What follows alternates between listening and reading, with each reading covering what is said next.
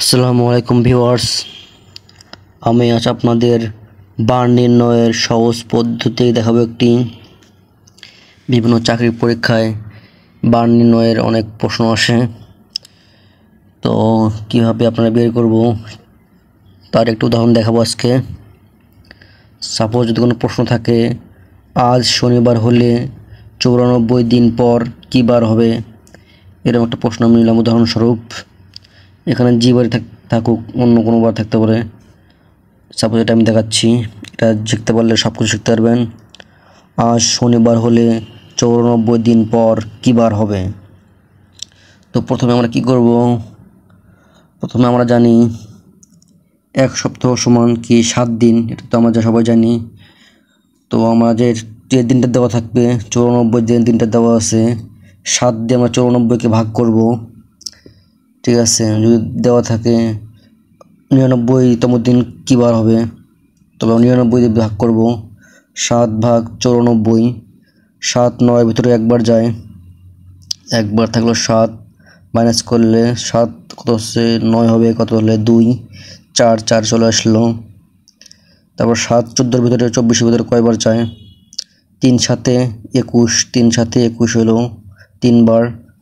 অবশিষ্ট থাকলো 24-এর মধ্যে 21 বাদ দিলে 3 থাকে, 3 কিন্তু অবশিষ্ট থাকলো। আর কিন্তু 7কে 3 দিয়ে ভাগ করা যাচ্ছে না, সুতরাং আমরা পেলাম হচ্ছে ভাগফল 13 ভাগশেষ 3। তো এটা রুলস জানবেন, যে বারটা দেওয়া থাকবে, তো শনিবার দেওয়া আছে, আজ শনিবার হলে 94 দিন পর কী বার হবে, প্রশ্নটা এটা। যে বারটা দেওয়া থাকবে তার সাথে ভাগশেষ যেটা থাকবে, 3 থাক 4 থাক 5 থাক যেটা থাকবে, সেই বারের সাথে 3 যোগ করে দেবেন।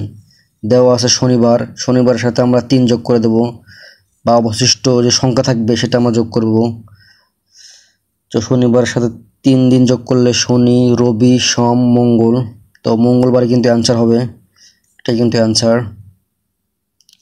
আর সুন্দর একটি টেকনিক। ঠিক আছে, আশা করি বুঝতে পারছেন। আপনাদের যে বারে দেওয়া থাকবে এবং কততম দিন দেওয়া থাকুক, এরকম কোনো প্রশ্ন থাকলে আপনারা ঠিক এভাবে বের করবেন। যে যদি দেওয়া থাকে আজ রবিবার হলে 99তম দিন কী বার হবে, তখন আমরা এইভাবেই ভাগ করব 7 দিয়ে, ওই যে দিনটা কতদিন পর কী বার হবে এটাই ভাগ করে দেব। এভাবেই বের করতে পারবেন আপনারা বার নির্ণয়ের সহজ পদ্ধতিতে। আশা করি বুঝতে পারছেন। তো এরকম অনেক প্রশ্ন আছে। ধন্যবাদ সবাইকে। আমার ইউটিউব চ্যানেলটি সাবস্ক্রাইব করবেন। আসসালামু আলাইকুম।